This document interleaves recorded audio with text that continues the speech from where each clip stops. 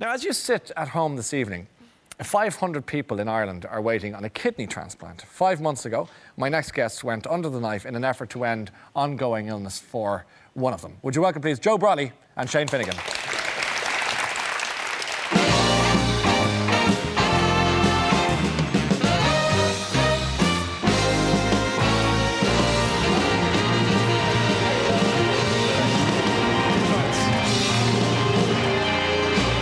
Welcome, gentlemen. Thanks. Thank you. I'm just going to get straight down to business, if you don't mind, Shane, and ask you a little bit about when you first became ill as a younger man. Yeah, well, it was well over 20 years ago, Ryan. I suppose it was about 1990, and for me, it kind of came to a head when I was playing in an Ulster club final, and I realised that I couldn't really run the length of myself, and I was being sick on the pitch, and I didn't know why, and I got very frustrated by it, and we lost the game, and I think if I had been anyway fit, we would have won the game. Yes, you know? yeah. So that was And what happened? What was happening to you? Well, I wasn't physically fit, you know, and I had blood in the urine, and they were 2 tests. But I mean, it was a very gradual thing. So over a period of about 3 or 4 years, I had a series of tests. Yes. And I saw many GPs, many specialists, and it was misdiagnosed effectively. Yes. Over that period of time, and I went on to university in London and even played a bit of football over there. But I mean, I just knew something wasn't right. And you were diagnosed with? Eventually then, I was diagnosed with end-term renal failure. I went into the city hospital, and Dr. William Nelson diagnosed me like that. He said, you're going to go on dialysis and you're going to need a transplant. Yeah. And I suppose I was early 20s at that stage, about 21, 22. What does dialysis mean on a day-to-day basis for someone? Well, there's 2 different types. Yeah. But the main type is hemodialysis, and it's a large machine, and they get access to your vascular system, and it's either some people have a neckline, some people through their what they call a fistula. They join an artery and a vein, and that's what they did with me. They joined an artery and a vein to get good blood flow. So you're on a machine basically for about 4 hours, and effectively it's an artificial kidney. So it's a long time to be. It is, and you're on 4 times, yeah, 4 times a week. Yeah, 4 times a week. Yeah. And was that debilitating, or is it something that becomes part of what you do and who you are? I think it does. I mean, it depends on the individual. I mean, you can let it engulf you. Yes. Or you can accept it as part of something in your life that you have to deal with. And, you know, as a young man, I think I took a very pragmatic approach in terms of how I addressed that, and I just dealt with it in that way. And before we talk about the recent transplant with Joe, you did have a previous transplant, is that right? I had a transplant in December 1999. That lasted up until about 2007. And is it just the kidney runs out of power almost, if you excuse the expression, but you know what I mean? Yeah, well, I mean, the average span of a transplanted kidney probably somewhere between 10 and 15 years, closer to 15 years. Right. Mine wasn't a pristine kidney, so I got the 7 or 8 years out of it, which, you know, at the time when I got the transplant, I was warned that, you know, if I got that, it would be reasonably good. So, you know. And what sort of situation changed after that transplant then? Well, basically, you know, your health starts to go down. The essence of what the transplant does, which is remove the toxins from your blood, they start to rise. So effectively, you have to go back on dialysis. Yeah. So that's what I did then in 2007. And you would have been awaiting a donor. Yes. A donation. But the circumstances of what type of donation you received changed, didn't it? It went from living to deceased, or from deceased to living, I should say. Yes, it did. In around 2010, my antibodies recalled. Right. Sorry, my body recalled the antibodies of the previous transplant, which made me much harder to receive a transplant. And to get a good fit. Yes, so I couldn't take a kidney from a deceased person because I was too hard to match. So I needed a very, very closely matched kidney. Well, Joe, how do you know Shane? Before we get into the medical nitty gritty, how far do you go back, and in what context? Well, we were coaching underage teams, and we had the under-10s, and he's very private about being sick, and I didn't know he was sick. And then someone told me, because he was ill at the training, you know, he wasn't well, and I asked him, and he said, look, I'm in bad shape, I need a kidney urgently. And I said, I'll give you a kidney. And it seemed like a good idea at the time, Yeah. you know. And I mean, I've had a lot of advantages in life, and because I knew that he had children, although I hadn't met his wife or anything like that, Catherine, I just thought, well, look, you know, this is the moment to do something, you know, to go beyond, you know, the normal human experience, and to do something that'll, you know, make a difference. Yes. And I mean, a cousin of mine died after a transplant, and so we, you know, and then it was totally exhilarating, the whole adventure, because against all the odds, we turned out to be a very close match. When you made the initial offer of the kidney, did you say it? Had you thought it through in your head, the implications of what you, was it a whimsical or on a whim? I don't really do that. You know, I just said, I'll give you a kidney. And then it was really exhilarating, because against all the odds, all the pieces of the jigsaw fell into place. And then, you know, because it was a very complex transplant, because of how ill he was, it had to be done in Guy's in London. And I mean, if I had been told, it got to the stage really where if I had been told, look, this can't go ahead, because at one stage he was so ill that there was a question mark as to whether it could go ahead. And if I had been told at that stage, I would have been devastated, because we became extremely close. And I mean, we have a very deep bond now. And, he doesn't really explain the thing about dialysis patients. Yes. Is that, you know, you can't urinate. You can't go to the toilet. Your urine circulates in your blood. Yes. I mean, after 2 or 3 days, if he hasn't had dialysis, he becomes very ill. He puffs out. Calcium gathers in his bloodstream. So although you go on the machine, and the machine's brilliant, there's a heavy payoff for the machine. You know, Shane's having trouble walking now, and his health is deteriorating all the time, although he's a warrior and, you know, would never, ever, I've never in all the time. I mean, he was so sick out in London. I've never heard him complaining. Not once? No. And no, why are you so bowled over by his strength? Well, it just, through the whole journey, you know, when we were in Guy's Hospital, we saw, you know, at very close quarters, the life-transforming effect that a family saying, look, it's a very difficult time for a family. A child has been injured in a traffic accident, or, you know, something awful has happened, and they're on a ventilator. And where families said, we saw it ourselves out there. You know, a man who was going to die otherwise was called in, and he got a kidney, and within 3 days he was leaving, and they were so euphoric. And we saw at close quarters. It's an amazing experience to see people being given life. You know, people who are ash grey and who are on the brink of death. And then because a family said, look, we'll make this gift, we'll allow this to happen. I mean, the difference that it makes to an entire family circle. I mean, I was in Beaumont. You know, I've been there quite a bit, and I was in Beaumont last night. And a good friend of mine, Noreen Hannon, who was dying, basically.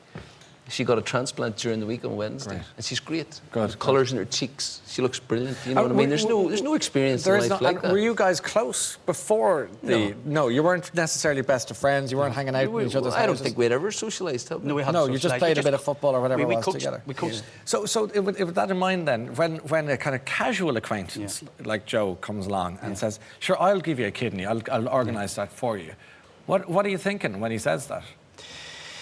Well, I knew the type of person Joe was. You did? He's a man of integrity. Yeah. So I knew when he said something that it wasn't whimsical.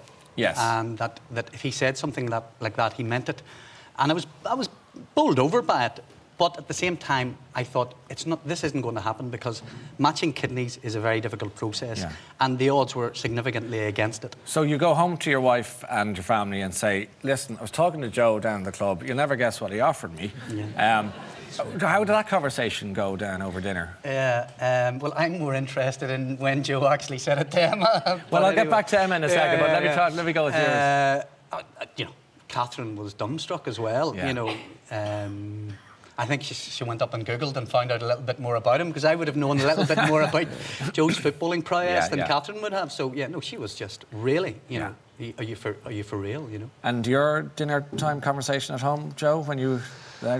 Well, I decided, you know, to be very discreet about it for a while, you know, and I need to know basis. And at home? Well, you know, for a while, because in the very early stages, you know, it wasn't clear at all that it would be a runner, and it was only after the basic tests at the start.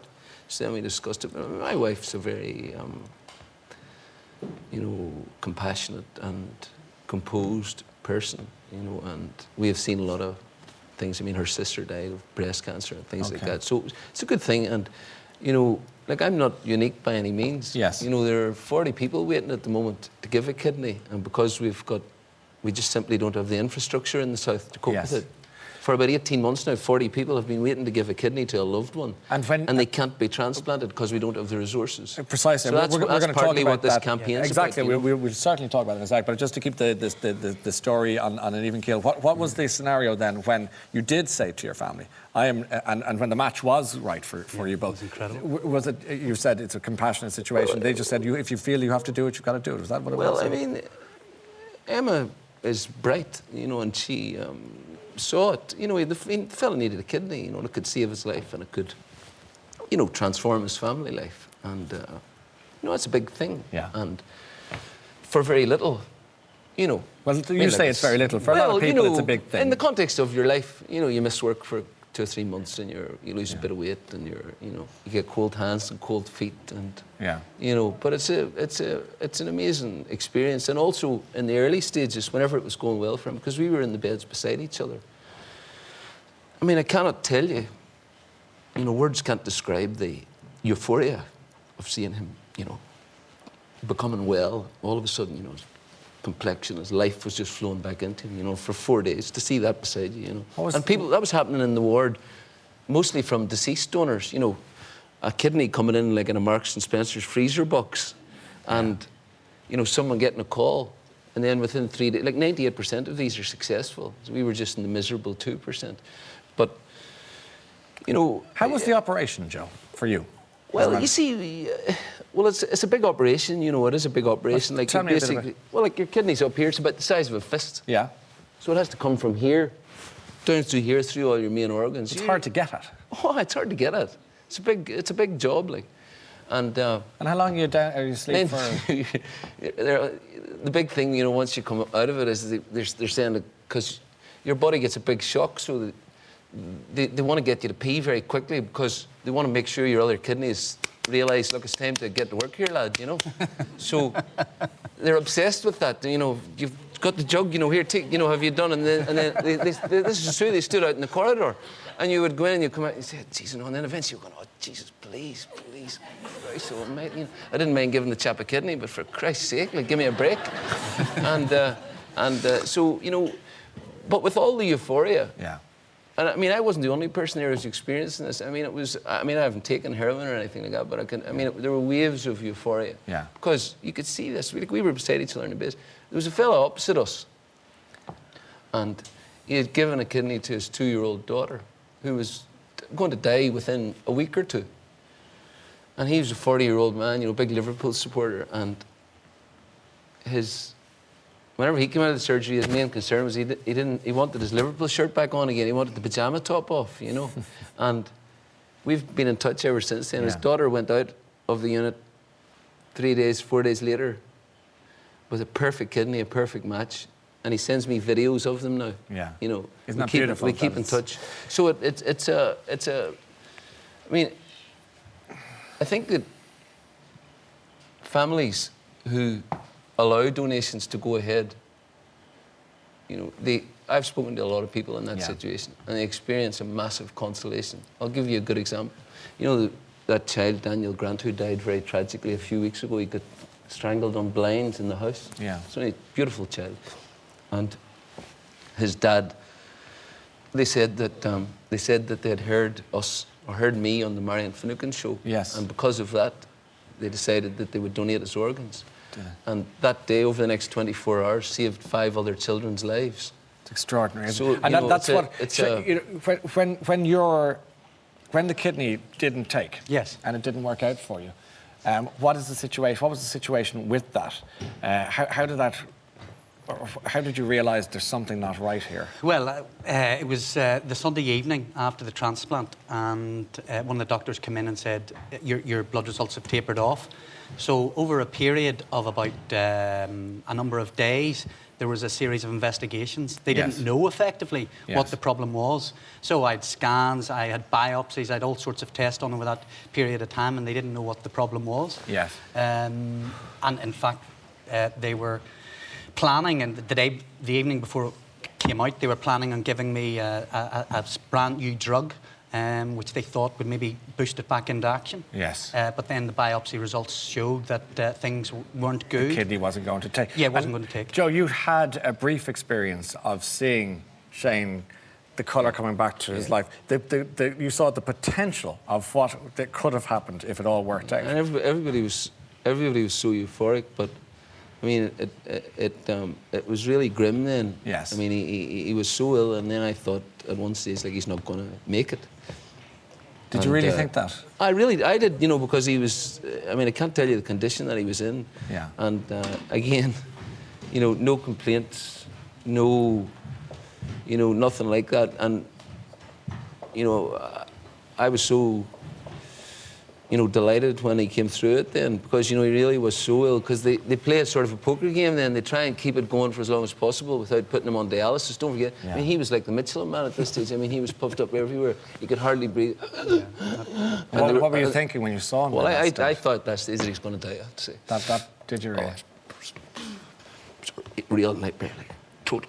Especially given what had gone on, and then when we came back home and he went on home dialysis, which was a great thing, I think we just sort of decided, I don't even know how it happened, that look, we would spread the message of what a great thing it is.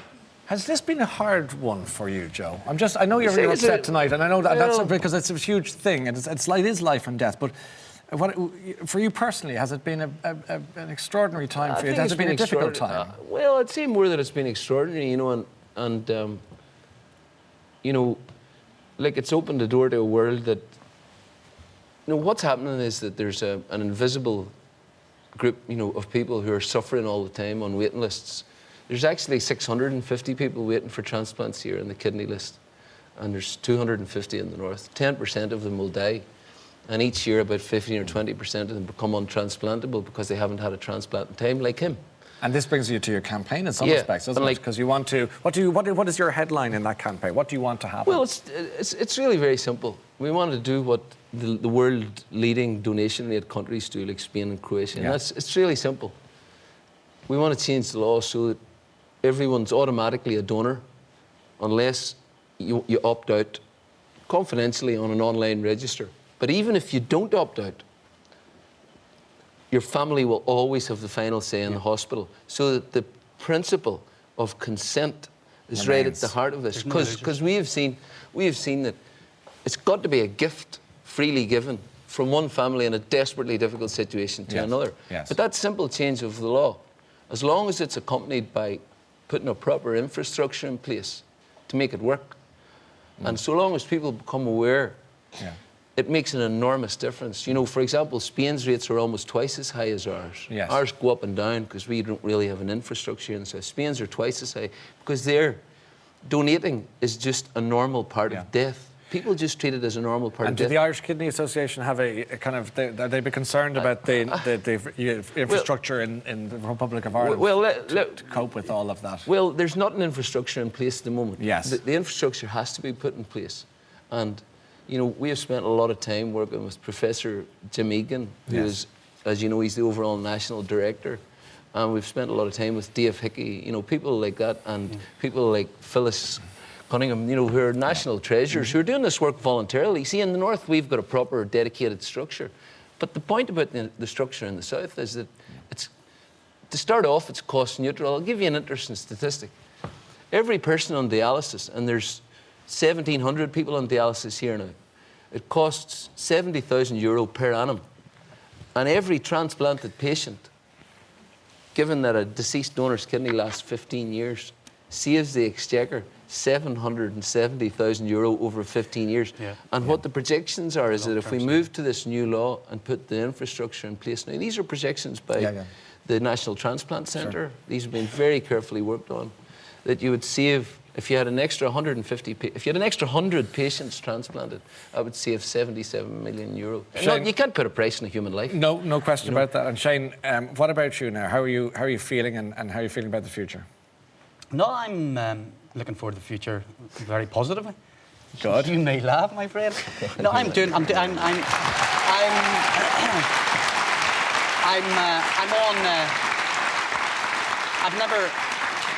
I've never been busier in work. Never been busier in work. I'm doing heme homo in the evening, and yeah, I need a transplant. But you know, there are hundreds of people throughout Ireland who have a story like Shane Finnegan. You know, and that's the point here. Well, I can't thank you both enough for coming on to tell your story tonight, and I can't wish you enough success. And Joe, look after yourself. Joe Brolly, Shane Finnegan, ladies and gentlemen. Thank you both. Thank you both. Thank you very much. So wait 2 seconds. Please. So, ladies and gentlemen, if you're interested, incidentally, in getting an organ donor card, you can free text the word donor, D-O-N-O-R, in case you didn't know, to 50050. That's 550. Or visit IKA.ie. Organ Donor Awareness Week runs from March 30th until April 6th. Ryan, there's one more thing. Cause. I'm going to interrupt you. Yeah. I've got something for everyone in the audience tonight. It's a gift. What is it? It's a donor card for everybody in the audience.